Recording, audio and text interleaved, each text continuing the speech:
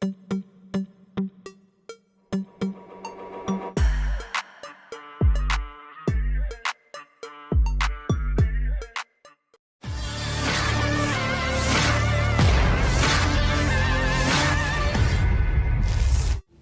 yang melibatkan pasukan Putin melawan pasukan Zelensky sampai saat ini belum mereda. Alih-alih mereda, kelompok militer Rusia intens mengirimkan serangan baru.